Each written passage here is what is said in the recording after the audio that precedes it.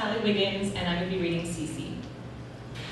As a child, my father always took my sisters and me to the same place. He called it CC, and as a young child, I never thought to ask him what these letters stand for. CC is a small area out in the middle of the desert, surrounded by sagebrush and rocks beyond Balanced Rock in Castle Ford, Idaho. There is a concrete runway in the shape of a very large L, and it is about 2 feet off the ground all the way around. There's also a flat, ground-level sidewalk that led up to the L. I'm not sure what this concrete is, maybe the base to an old house or the start of something that never got finished. My dad always told me it was a shelter for the war, but now that I'm grown, I know that isn't true. That didn't matter to me back then, though. All that mattered was that my family had this place to spend and enjoy our time, this place called CC. My dad took my mom, sisters, and me out on the weekends to CC, and he would blast his oldies music, usually Creedence Clearwater Revival or Electric Light Orchestra, out of his open truck doors as my sisters and I danced on the runway. We were too young then to be embarrassed about anything, and we danced with no cares. If we weren't dancing, we were running around like 3 blonde trolls rummaging for treasures. The area around CC was quite rocky and had many big boulders that were perfect for a lizard's habitat. One weekend, I spotted a lizard bathing in the sun and I chased it down, snatching it barely by the tail before it completely disappeared under a rock. As I excitedly pulled my hand from under the rock, my thumb and forefinger displayed only a pointy tail. I was horrified. My dad, laughing, explained to me that lizards will shed their tails as a defense mechanism and that the lizard would be just fine. I felt cheated, and for the rest of the day, I hunted a tailless lizard. On the days we danced, we really danced. My dad thought he was some kind of choreographer, and our moves were designed by him. My mother sat in the passenger seat of the truck and filmed us dancing one time. To this day, this is my favorite home video. My sisters and I are all lined up on this runway, and the song Young Girl by Gary Puckett and Union Gap is blaring out of the truck speakers.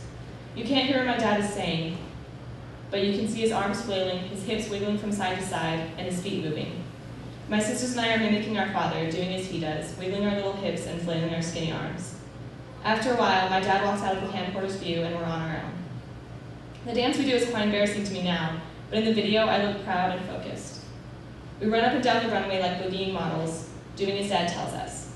Every now and then, you'll catch a glimpse of him from the side, coaching us. The video ends as we bow and come running off the concrete sidewalk. Back then, none of us realized how much we would cherish this video.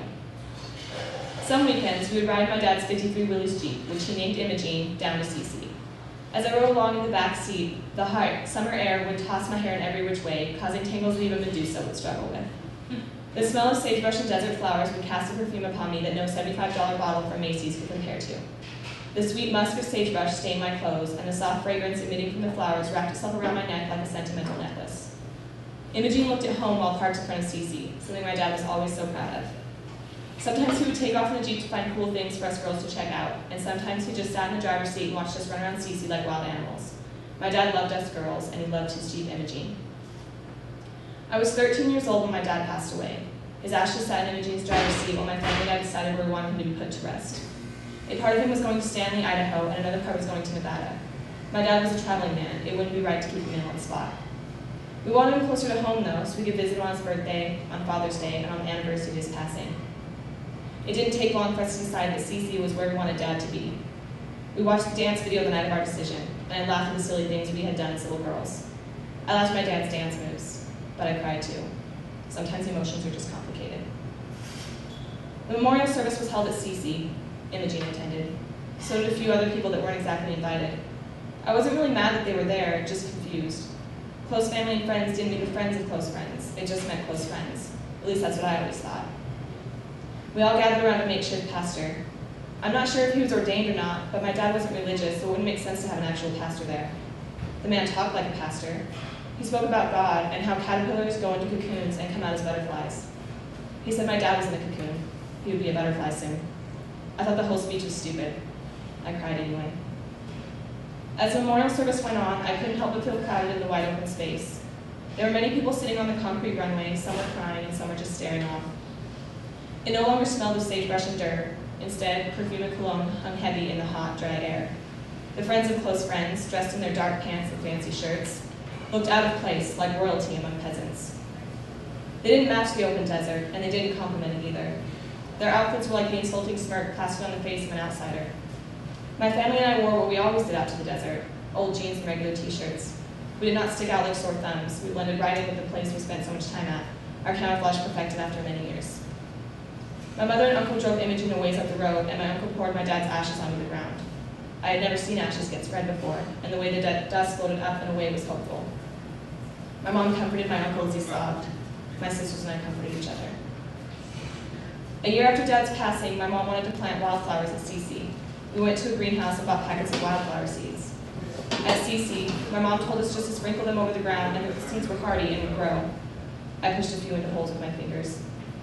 I sprinkled seeds in front of the concrete runway, and I sprinkled even more seeds by the concrete sidewalk where my sisters and I took a bow after our film dance. I was excited for flowers to grow. They didn't.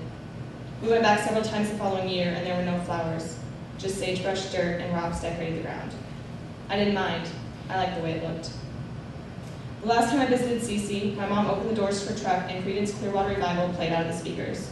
My sisters and I traveled along the runway. We didn't dance. We were much too old for that.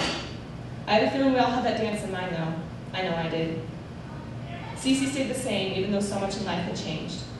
That's what I love about that place. No matter what happens, my family will always be together at CC.